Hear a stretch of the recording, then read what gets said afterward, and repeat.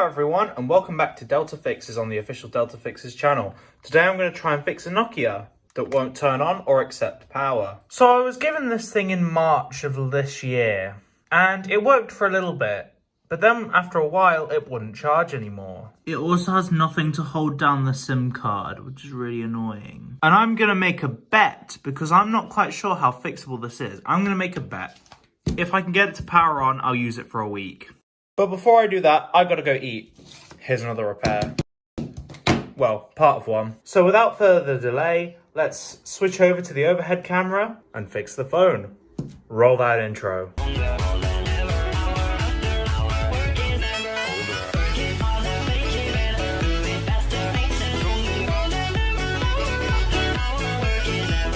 So we are now on the mat and we are just going to pop the back straight off because I have an idea what may be wrong. I feel like the battery may have become unplugged at some point because I have thrown it around in a few videos and I believe this screwdriver is the correct one. So there we go. And maybe the battery's just unplugged. That'd be a lovely best case scenario, but also kind of sucky because it means I've got to use this piece of shit for a week. It's running Android Go, and honestly on its own, Android Go isn't that bad. And I've used this phone and it's actually alright. Hold on, let's just zoom in a little bit since I am just unscrewing screws at the moment. So I got a new screwdriver too. I got this one from my partner, which has a torch on it. It has a little tiny torch on it too, so I can shine spotlights on things, stuff like that. I'm just gonna take out all the screws and hopefully not have to deal with any corrosion, because corrosion is a pain to deal with on any phone, let alone a phone that I've now kind of committed to getting working. As you can probably see, this is a Nokia TA10092. I'm not actually sure what model it is, but I just know it's an Android Go Nokia smartphone. I believe it is locked to 3 or giffgaff, I'm not quite sure, but that will mean that I have to get it unlocked to use my SIM card on it. Unfortunately, I'm not immediately seeing any water indicators, because if this was some form of water damage that was on the board, I won't know about it. So I'm just going to do a little fast track of me unscrewing all the screws and popping the back off because, yeah, it's very mundane and boring.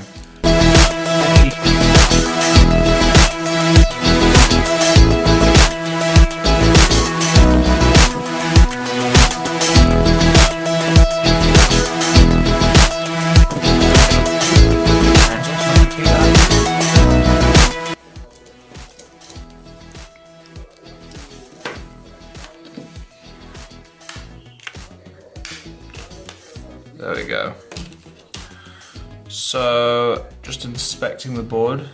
Oh, holy shit. Look at this. I'm just gonna try and show you that. Yeah, there's some, what looks to either be dirt or corrosion on the charge port, but also the battery seems to be plugged in, but the connector seems to be popping out a little bit. Let's have a look at this. Let's have a closer look, shall we? That seems to be popped out a little bit. So I'm just gonna click that back in, and that may have solved our problem. But I'm also going to use some alcohol and clean the charging port. So I will check back with you after that's done.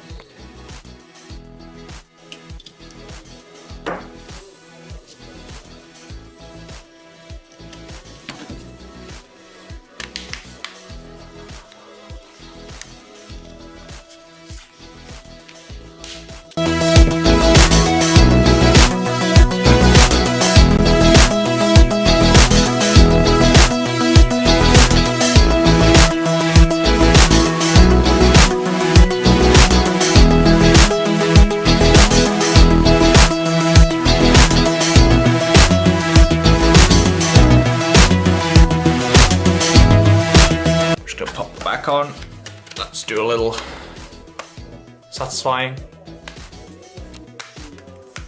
There we go. We have that.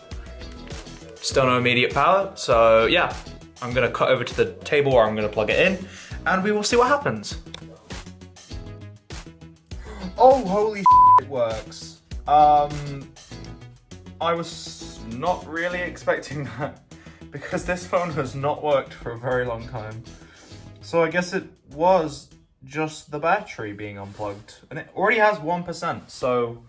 Oh, it went from 1% to 0%, so let's just see how this charges. So it turns out the Nokia may need further repairs, as although it's taking a charge now, the battery is fixed at 0%. So I do think that this thing needs a new battery, so I will probably go and order that, and I will do a part 2. But it is in fact working now, because it can boot up.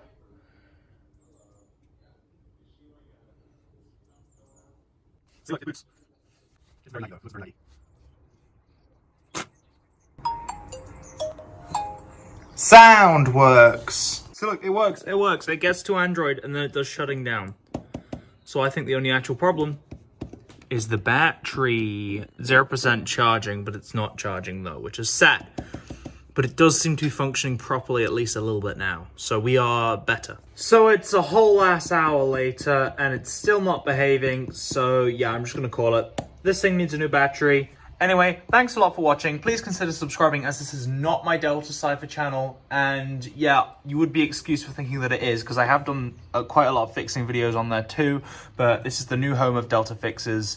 Well, at least the longer form ones anyway. So I will see you next time. Goodbye. Hello and welcome to my channel. Today I'm going to be trying to fix this. This is an iPod Touch 2nd Gen. It is an 8GB model and it's running iOS 2, which is quite rare. Unfortunately, it has a pretty significant problem, which might mean I have to restore it. So today I'm going to be trying to do everything apart from restoring this. So first I'm going to plug it in and show you what's wrong with it. So it does boot, but it goes straight to the recovery mode screen, and as you can see, that is very clearly an iOS 2 recovery screen. So let's boot up my iMac and try to get it out of recovery mode. Today I'm going to be using a software called iMazing. I've used it before in the past and it's given me pretty good results. I'll leave a link in the description just in case you need help with a similar issue. This is a pretty good Mac alternative to 3U tools. Now I have iMazing installed, I'm going to plug in my iPod Touch and see what it does. If you're following this video as a guide, this is one of two ways you can hopefully get your iPod back. If you want to keep your music, this is probably the best thing to do. Use a software like 3U Tools or iMazing, but if all else fails, then you will have to reset the device through iTunes. It's now been detected in iMazing, and what I want you to do is click exit recovery mode, and if this works, then you should just have your iPod back. If not, you gotta reinstall iOS. Clicked it, and it should now boot into iOS 2 if everything went okay. Oh. It turned off, and we are back in recovery mode. So unfortunately that did not work. I'm going to try it one more time to see if it makes a difference, but if not, I'm going to have to reinstall iOS. Victory start, and it's going to act like it's going to boot hopefully, and then hopefully it will.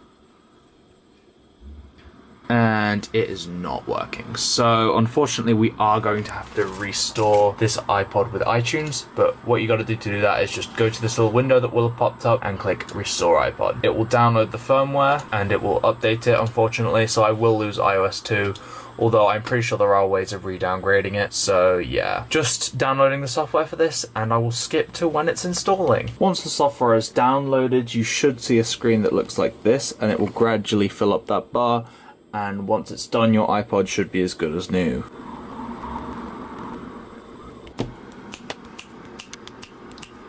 So snappy and quick, oh my gosh. It's so fast. So furious. Hurry up. I want to listen to music. I totally don't have any other iPods that I could listen to music on right this second. This iPod needs to hurry itself up.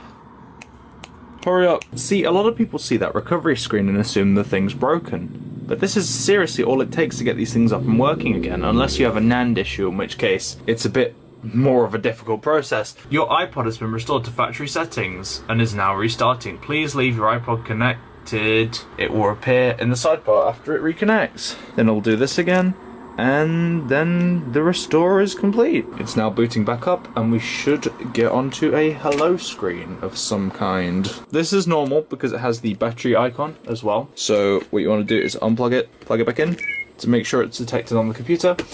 And what you should see now is you should see the iPod pop up on here. iPod Touch. Wait for this to load, and it should just activate it. Oh. Well, that's not supposed to happen. That is really not supposed to happen. Let's try this again, shall we? Wait, what? What? What? Okay. That's slightly weird, but it seems to have worked anyway. So, bit of a janky fix, because it's just said that this has a problem, but it's just worked just fine. So, yeah, I think it's good. Either way, your iPod should have activated normally at this point, and it should be all nice, clean, new iOS 4 glory. Pretty sure the power button doesn't work on this thing either, but this is mainly a little instructional. So if you couldn't get it to restore with 3U or iMazing, you just gotta do a restore on it. You can downgrade it later on if you know what you're doing, and I'll probably do a tutorial on that at some point. But anyway, that's about it, and I will see you next time. Bye-bye.